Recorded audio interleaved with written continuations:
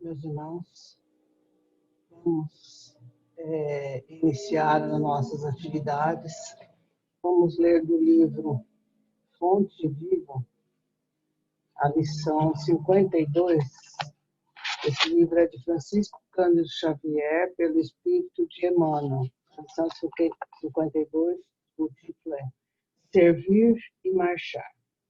Portanto, tornai a levantar as mãos cansadas e os joelhos desconjuntados. Paulo, Hebreus, capítulo 12, versículo 12. Se é difícil a produção do fruto sadio na lavoura comum, para que não falte o pão do corpo aos celeiros do mundo, é quase sacrificial o serviço de aquisição dos valores espirituais que significam o alimento vivo e imperecível da alma. Planta-se a semente da boa vontade, mas obstáculos mil lhe prejudicam a germinação e o crescimento. É a aluvião da futilidade da vida inferior. A invasão de vermes simbolizados nos aborrecimentos de toda sorte, a lama da inveja e do despeito, as trovoadas da incompreensão, os granizos da maldade, os detritos da calúnia, a canícula da irresponsabilidade, o frio da indiferença, a secura do desprendimento, o escalracho da ignorância, as nuvens de preocupações, a poeira do desencanto, todas as forças imponderáveis da experiência humana, como se conjugam contra aqueles que desejam avançar no roteiro do bem. Enquanto não alcançarmos a herança divina a que somos destinados, qualquer descida será sempre fácil. A elevação, porém, é obra de suor, persistência e sacrifício. Não recue diante da luta se realmente já podes interessar o coração nos climas superiores da vida. Não obstante, defrontando por toda a espécie de dificuldade, segue para a frente, oferecendo ao serviço de perfeição quanto possas, de nobre, belo e útil. Recorda o conselho de Paulo e não te imobilize. Movimenta as mãos cansadas para o trabalho e ergue os joelhos desconjuntados na certeza de que, para a obtenção da melhor parte da vida, é preciso servir, marchar incessantemente. Meus irmãos, diante dessa mensagem, vamos nesse instante elevar os nossos pensamentos a Deus, a Jesus, suplicando deles a bênção para podermos realizar as atividades da Casa Espírita. Então vamos orar. Senhor Jesus, amigo incondicional de nossas vidas, nesse instante, Senhor, queremos te pedir que nos abençoe e nos dê o discernimento necessário para sabermos o que é certo e trilhar os nossos passos no caminho correto. Ajuda-nos, Senhor, para que possamos realizar as tarefas tão necessárias para a nossa própria evolução. Abençoe, Mestre, todos os nossos entes queridos, familiares, que eles recebam a ajuda que necessitam. E queremos, Senhor, te agradecer pela oportunidade que estás a nos oferecer na noite de hoje, nessa encarnação, Senhor. Ajuda-nos e te agradecemos por tudo isso. Muita paz. Meus irmãos, na noite de hoje, nós vamos ver do Livro do Espírito a questão 386 a 391, o item simpatia e antipatia terrena.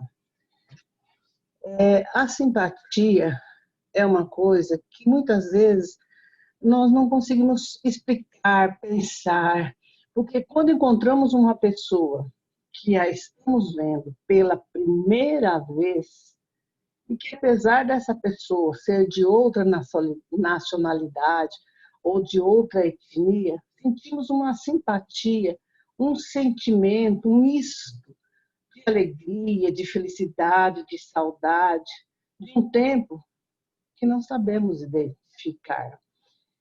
Como se disséssemos em nosso próprio pensamento, eu te conheço e gosto muito de você. Allan Kardec também percebeu esse sentimento e perguntou sobre isso aos espíritos que lhe trouxeram a codificação, a doutrina espírita. Está lá na questão 386 do Livro dos Espíritos, quando Allan Kardec questiona os benfeitores espirituais. Podem dois seres que se conheceram e se estimaram, encontrar-se noutra existência corporal e reconhecer, Kardec está perguntando, então, aos espíritos que nos trouxeram a codificação, que se pode dois seres que se conheceram numa encarnação, renascerem, se encontrarem e se reconhecerem que já foram amigos, já se gostaram. O que os espíritos responderam a Kardec? Reconhecer-se, não. Pode, porém, sentir-se atraído um para o outro. Frequentemente, diversa não é a causa das íntimas ligações fundadas em sincera afeição de um com o outro, dois seres que se aproximam devido a circunstância aparentemente fortuita, mas que, na realidade, resulta de uma atração de dois espíritos que se buscam reciprocamente por entre a multidão. Analisando essa resposta a Kardec, nós vemos que os espíritos responderam a Kardec que podemos nos encontrar sim, mas não nos reconhecemos. E mais, que os espíritos nos falam, que não temos como identificar que tipo de relacionamento tivemos, pois são diversas as causas íntimas e as ligações do passado entre nós, mas podemos ter certeza que é sincera a afeição que existe entre as pessoas, entre nós. Os espíritos nos falam uma coisa importante, que esse encontro não foi por acaso que nós nos encontramos, que, na verdade, os espíritos se buscaram se reencontrar. Claro que tudo isso foi com a permissão de Deus, esses encontros programados.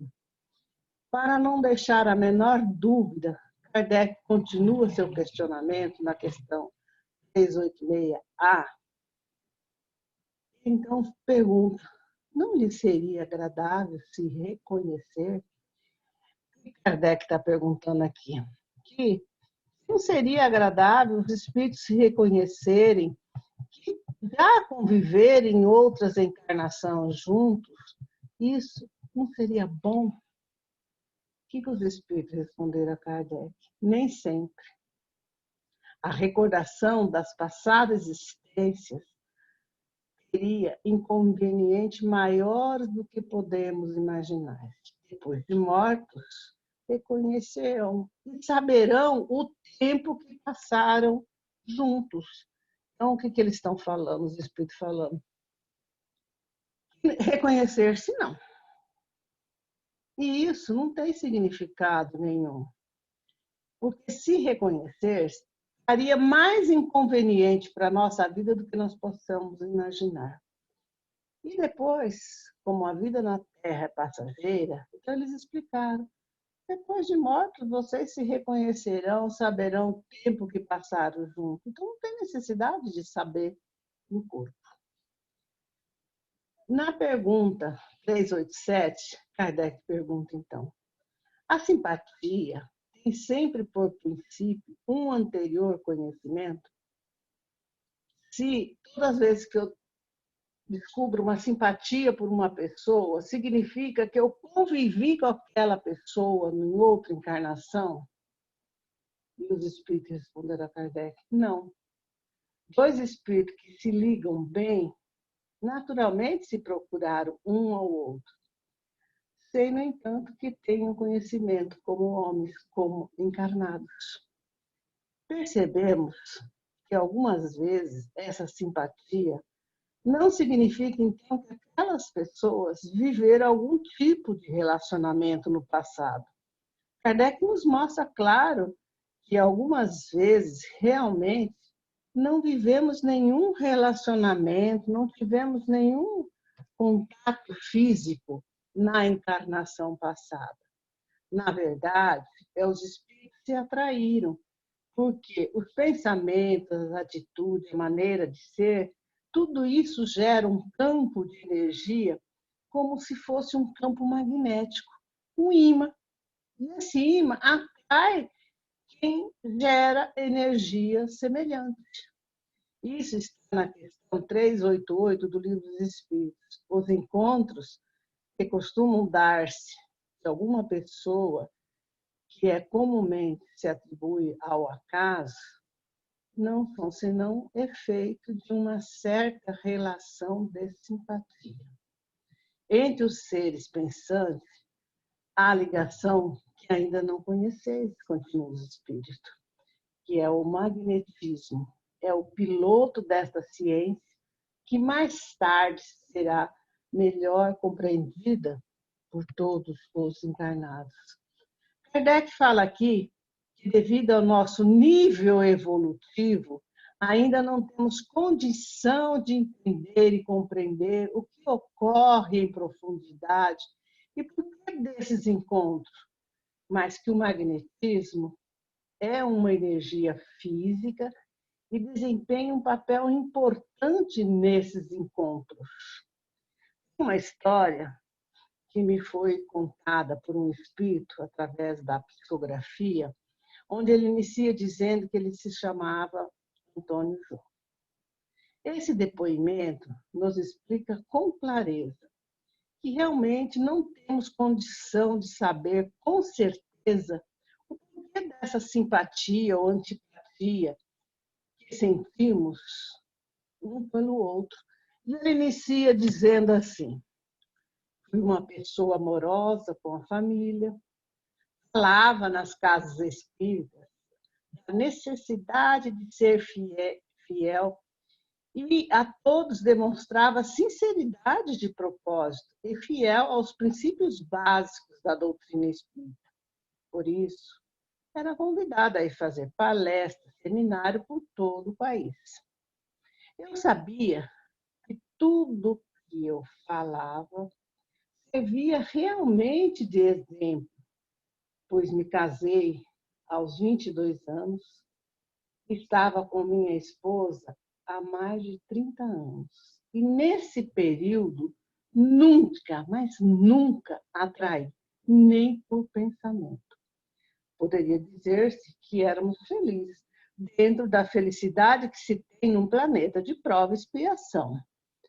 E que está entrando num período de regeneração, passando pelas experiências de desafio, passamos por experiências de desafio, como todos os casais passam no dia de hoje. Mas em minha intimidade, achava que estava realmente cumprindo bem o meu programa reencarnatório junto com a minha família e que sairia dessa experiência física vitorioso, completista. Completista, como dizemos, é de quem reencarna, fica na vida física até a data programada para deixar o corpo físico e ir para o plano espiritual após cumprir todas as tarefas programadas e muitas vezes indo além da atividade programada a realizar. Realiza mais do que programou quando estava no plano espiritual. Eu era muito respeitado, pois ninguém tinha nada a falar contra a minha postura. Os filhos cresceram e aos 52 anos já era avô. Isso muito me alegrava, pois confirmava todo o esforço que realizei nesta encarnação. Mas um dia, num seminário, percebi uma mulher que poderia ter, no máximo, 38, 40 anos, eu não sei. Mas ela me chamou muita atenção. Senti como se a conhecesse de outras épocas. Uma alegria imensa tomou conta da minha intimidade. Poderíamos dizer que me senti muito feliz por vê-la, por aquele encontro. Ao retornar para casa, passei a não sentir tão bem como antes, na presença da minha esposa. E, sem perceber, fui me afastando da companheira, mergulhando o pensamento na jovem mulher. Só a lembrança dela me apaziguava o coração. Comecei a me corresponder com ela via internet. Passei a conhecê-la com melhor profundidade. Como médium que era, passei a perceber que ao dormir às noites, todas as noites, ia ao encontro dela em desdobramento. E ela também era médium e relatava para mim, nas nossas conversas via internet, os sonhos que tivera durante a noite. Muito do sonho delas confirmava com o que tinha visto, sentido e feito em desdobramento através do sono. Na verdade, passamos a nos buscar todas as noites e realizávamos o relacionamento amoroso que nos satisfazia. Certa feita, me vi numa outra encarnação, onde, sem entender direito o que ocorria, vi simplesmente que havia abandonada por alguma razão que não tive acesso para ver e compreender. E que ela, quando se viu sozinha, sem a minha presença, se suicidou. Acordei aquele dia bem perturbado mentalmente, achando que, no passado, havia errado gravemente com ela. E comecei a montar uma história na minha cabeça que, na verdade, não condizia com a verdade, mas que me acalmava. E nesse meu devaneio, achei que ela, provavelmente, era minha alma gêmea. E por causa da minha atual esposa, que deveria ter sido minha amante no passado, eu abandonei-a e ela foi ao suicídio. E eu me senti agora responsável pelo seu suicídio. Então tomei uma decisão.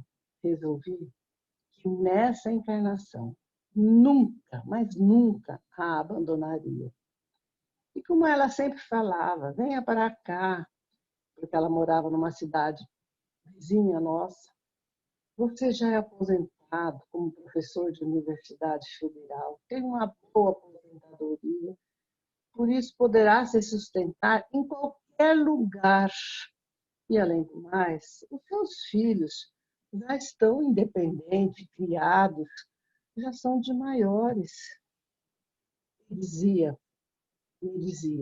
vamos concretizar esse relacionamento, porque nós nos amamos muito desde outra encarnação. E essa ideia começou a ter fundamento em minha intimidade. Conversei com a jovem mulher e acertei tudo. Eu iria para a referida cidade onde ela morava e iríamos reiniciar a vida que havíamos interrompido no passado. Ela poderia vir ao meu encontro num táxi na entrada da cidade, me esperasse no local adequado na entrada, Marquei tudo acertado. Nesse mesmo instante, chamei minha esposa e os filhos e comuniquei-lhes que eu iria embora, pois havia encontrado minha esposa do passado, que ela era realmente minha alma gêmea, e que agora, que já havia cumprido todos os meus compromissos de pai, de esposo, iria resgatar o compromisso interrompido em outra existência, por causa da minha atual esposa, que na época era minha amante. Minha esposa e meus filhos foram pegos de surpresa.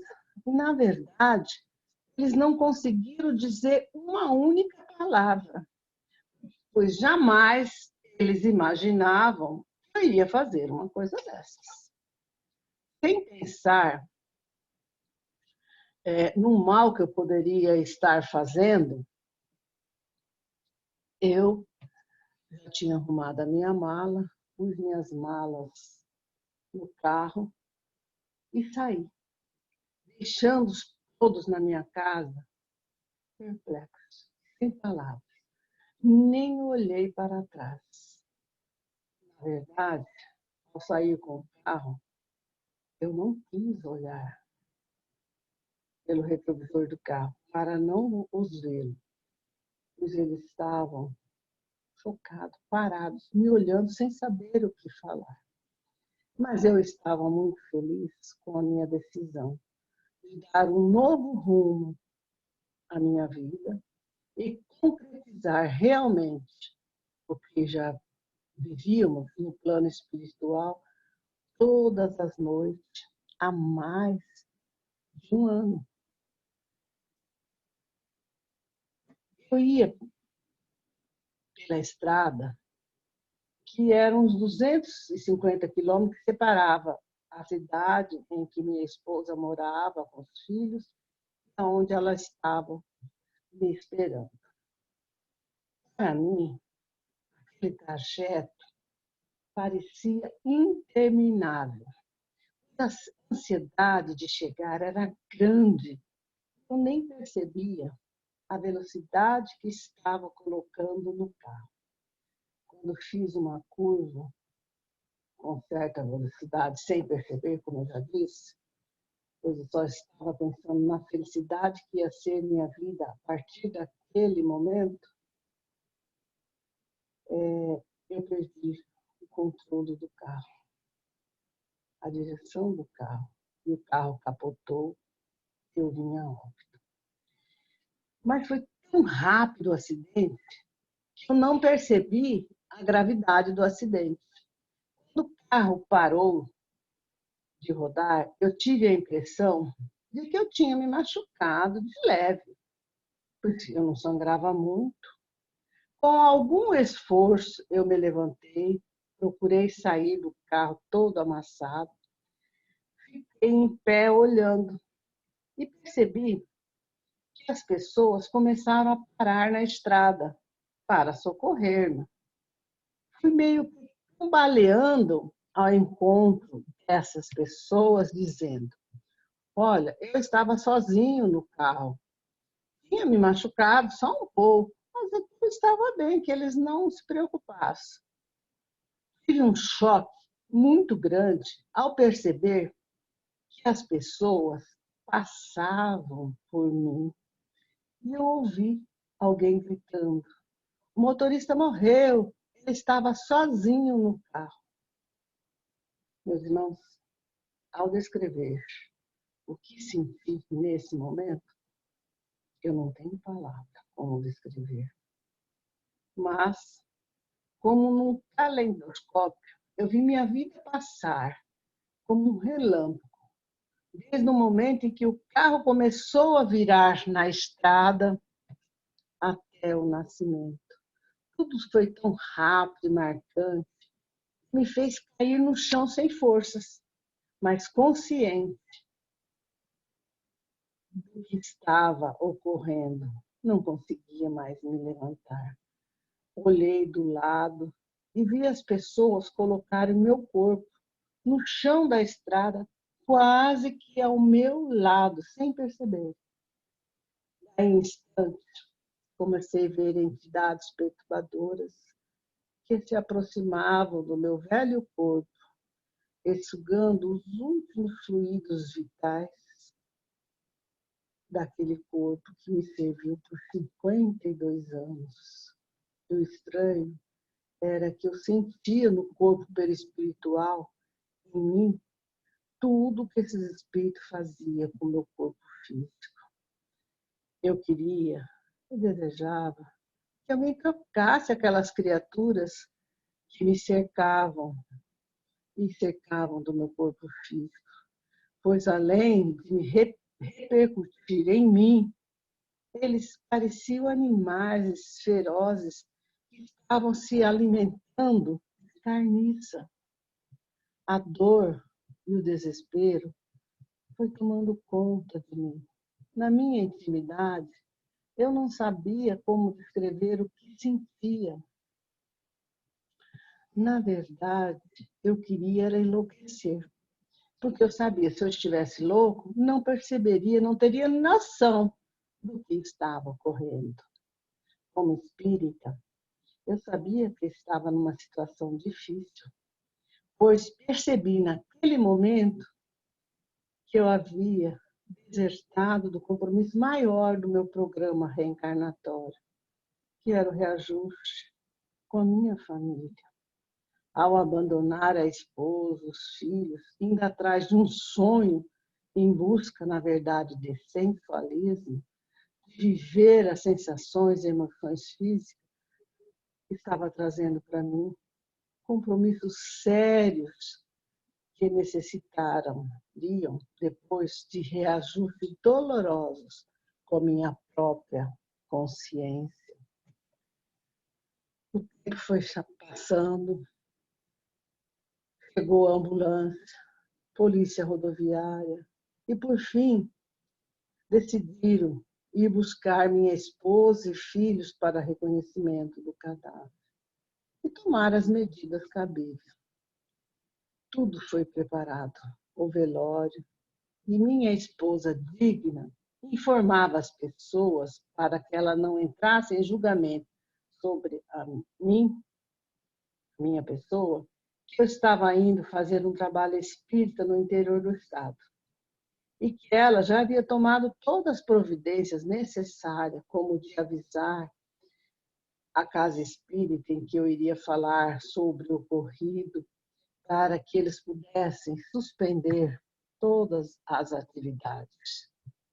Aquela noite de velório parecia interminável e eu sempre ao lado do meu corpo, sem poder sair, vendo os vampirizadores de energias vitais, e alguns até me torturavam com chicotes, barras desconhecidas por mim.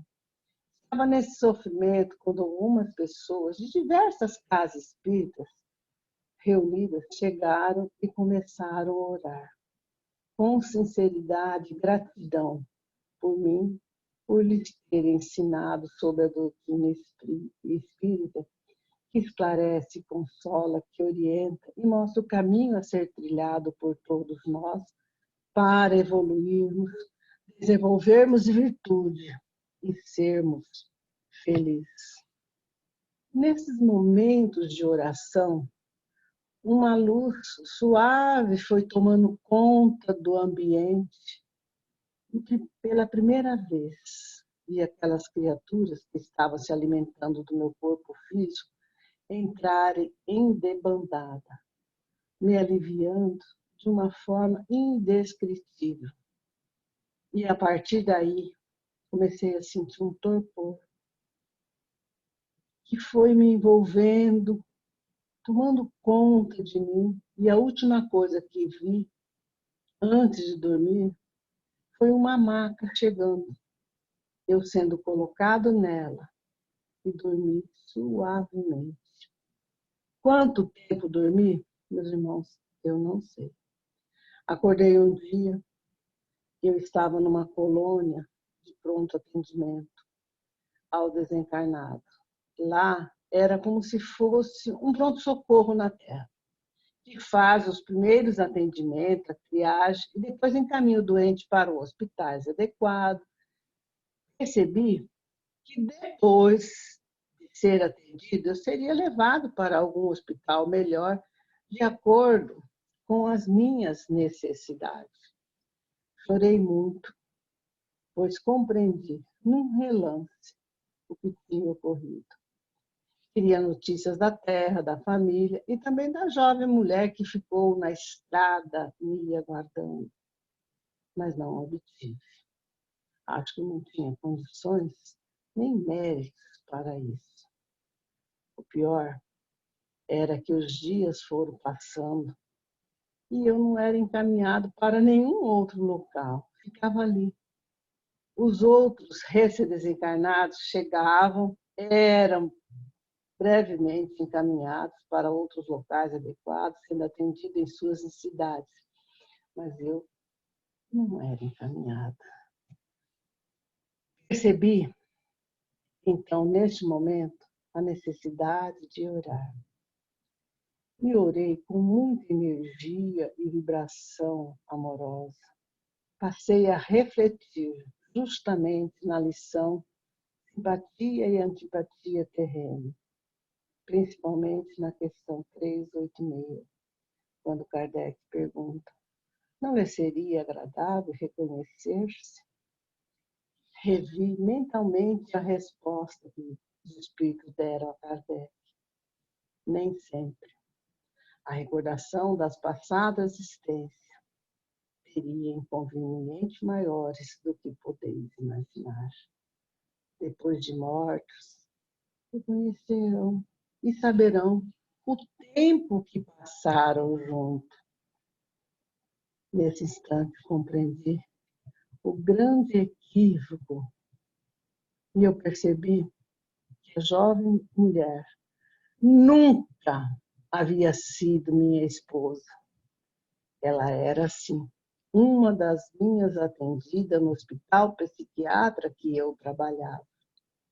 Revi que eu era médico no passado e que ela, pelo seu desequilíbrio emocional, se dizia apaixonada por mim. E que num dia em que eu havia brigado com minha esposa, por um motivo banal, sem nenhuma relevância, por um motivo bobo, eu saí de casa com raiva da esposa e, infelizmente, dei vazão aos meus instintos sexuais. Era como uma forma de vingar da minha esposa. Abusei da minha paciência. Claro que depois arrependi amargamente da atitude tomada. E falei para minha cliente, para minha paciente, que para ela, da impossibilidade de mantermos um relacionamento, que eu era casado e que nunca mais repetiria o ato praticado por mim. Ela, em seu desequilíbrio e sentindo-se abandonada por mim, veio a se suicidar. Percebi, bem diferente da forma que eu tinha criado em minha cabeça, imaginado a minha existência passada com ela. Eu não tinha um relacionamento no passado.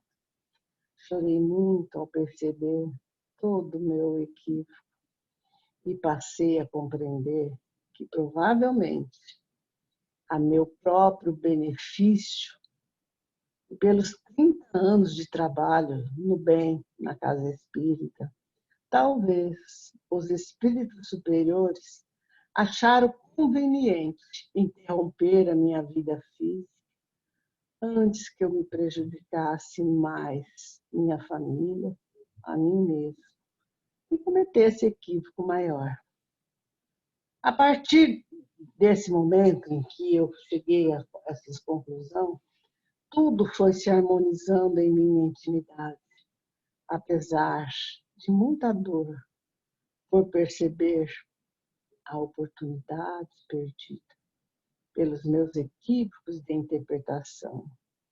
Enquanto isso, me havia comprometido por ter me equivocado.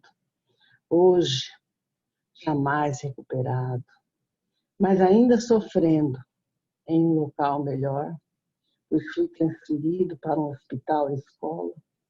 Orei a Deus que um dia me oportunizasse, assim que fosse possível, eu ir ao órbito terrestre, levar meu depoimento, para que servisse de exemplo, para que ninguém fizesse o que eu fiz. Pela lei de misericórdia, obtive a oportunidade e relatei a toda a minha história a vocês. Peço, meus irmãos, que Deus abençoe a todos vocês, do irmão arrependido, Antônio João. Essa história, meus irmãos, mostra que realmente não temos como saber o porquê da nossa simpatia ao vermos uma pessoa pela primeira vez. Pois o passado, meus irmãos, está esquecido. E não será conveniente sabermos, pois poderá nos trazer sérias dificuldades, como disseram os espíritos a Kardec.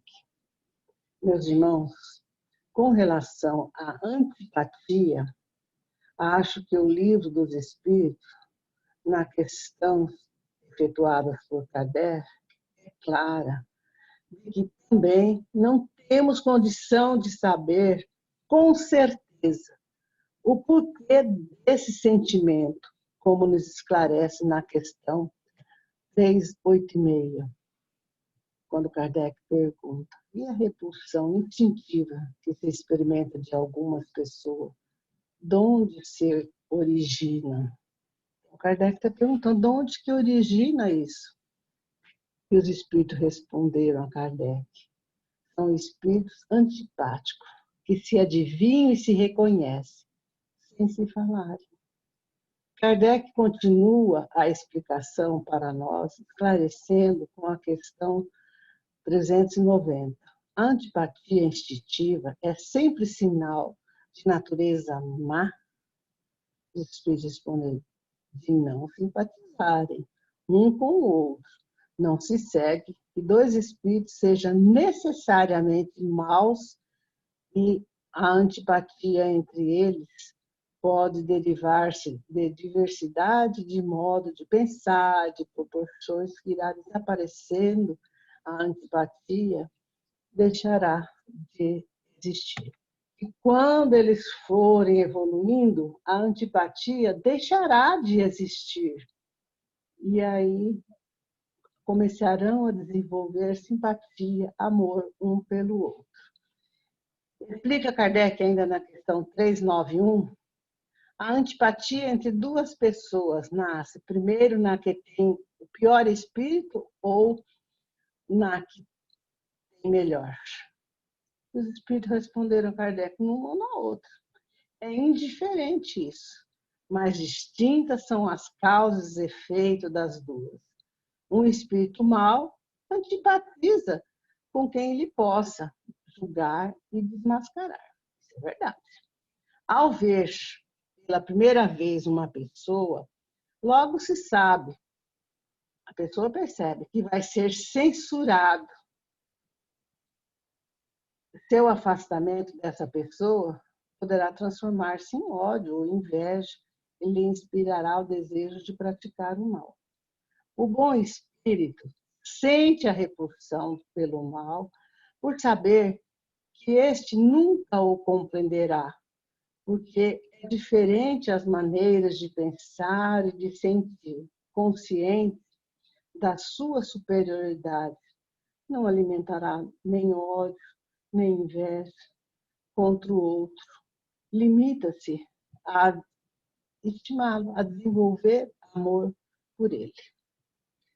Mas dessa história, dessa questão de Kardec, mostra que realmente, meus irmãos, nós não temos que ficar buscando se convivemos ou não com a pessoa em outra existência. O importante, meus irmãos, é nós desenvolvermos virtude, trabalharmos para um dia sermos plenamente felizes e fazer o que Jesus sempre nos orientou: amai-vos uns aos outros como eu vos amei. Que Jesus nos abençoe, meus irmãos, que possamos realmente entender que a simpatia, a antipatia que sentimos um pelo outro está de acordo com o nível evolutivo que estamos, que temos que superar e desenvolver amor um pelo outro. Muita paz, meus irmãos. Que Deus nos abençoe.